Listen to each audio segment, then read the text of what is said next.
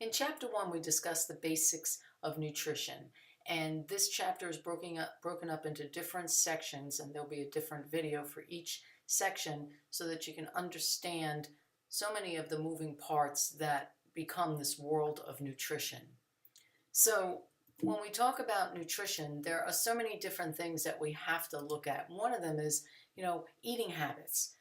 We don't think about them because they become ingrained in us from a very, very early age. As early as 3 years old, we start developing our nutrition habits. That's why it's so important, even in young children, to make sure that you're giving them a balanced diet with lots of variety and teaching them how to moderate. And that basically is going to be the basis of this course, with looking at those 3 keys of good nutrition: balance, variety, and moderation.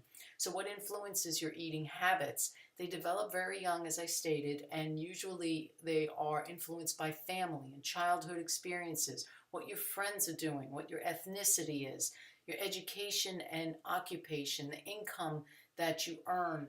That all affects it. Obviously, if somebody is much wealthier than another person, they can afford some of the better nutrition options out there, where a very poor individual may have to buy foods that are processed and not necessarily healthy.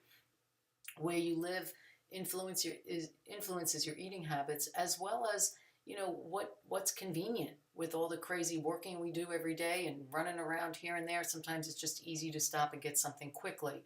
The flavor of food, texture of food, there's so many different things. Your mood affects your eating habits. Everybody, I'm sure, at one time or another has experienced that, eating because you're happy or sad or for whatever reason.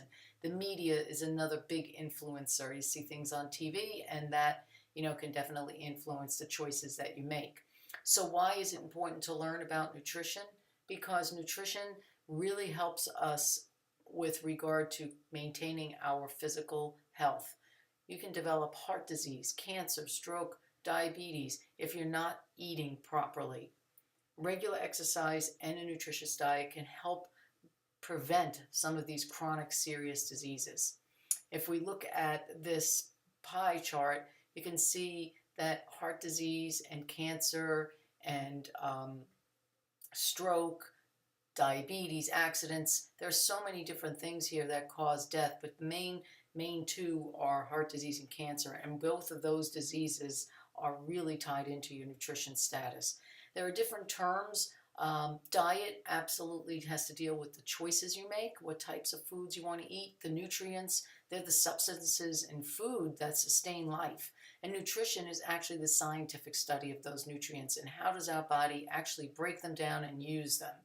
And there are obviously other things that are involved on a cellular level with regard to the chemistry of the body and breaking down these nutrients on a cellular level, and having our metabolism, which is a sum of all the chemical processes that occur in all living cells, how that is affected by what we eat. An essential nutrient means that the diet is where we have to get it from. We don't manufacture that in the body, so we must get those nutrients from food. And that's why the things we eat are so important, because not one food contains all those nutrients. There are 6 classes of nutrients, and each chapter throughout the semester will cover them more in depth, but just briefly, carbohydrates, lipids, proteins, vitamins, minerals, and water are the classes of nutrients that we will be studying. So with difference between males and females, you can see that the percentage of nutrients is different. And males have a little bit more water than females. Females tend to have more fat. Men have more protein. So you can see the breakdown of how the bodies, depending on gender, are affected. When we talk about the major functions of nutrients in the body, each one of them are equally important. Carbohydrates, the main function is energy. We get energy from our carbohydrates. So when we are on a no carbohydrate or very low carbohydrate diet, sometimes we can get tired.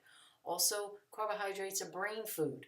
The brain doesn't get any of its nutrients anywhere else except from carbohydrates. So that sometimes if you're not eating proper carbohydrates, you can feel fuzzy, brain fog. Lipids or fat also provide energy, but they help in the development of cells, growth, physical growth. They regulate body processes, and they help with absorbing vitamins. Certain fat-soluble vitamins cannot be absorbed if we're not eating healthy fat.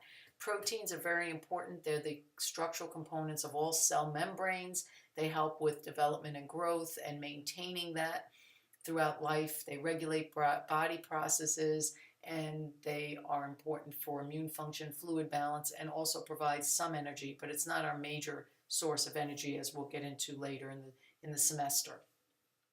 Vitamins and minerals are very important in regulating body processes and helping with growth and maintenance. And water, of course, is sometimes never thought about as a nutrient, but it really is.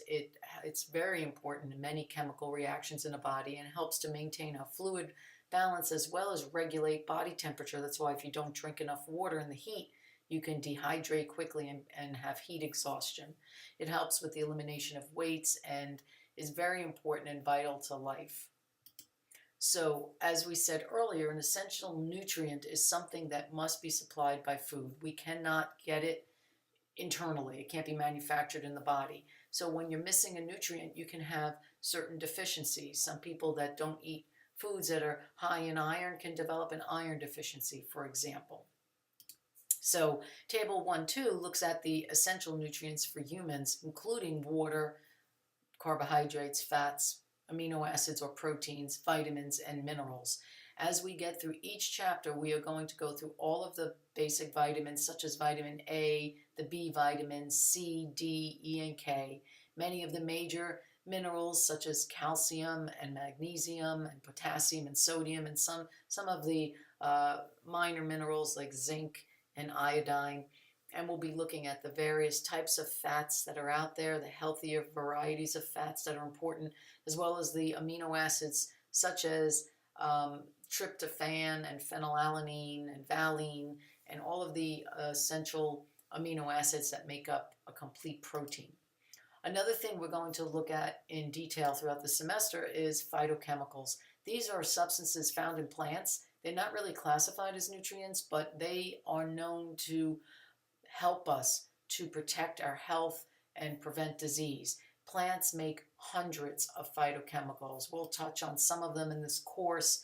For example, carotenoids, they're your basic beta-carotene.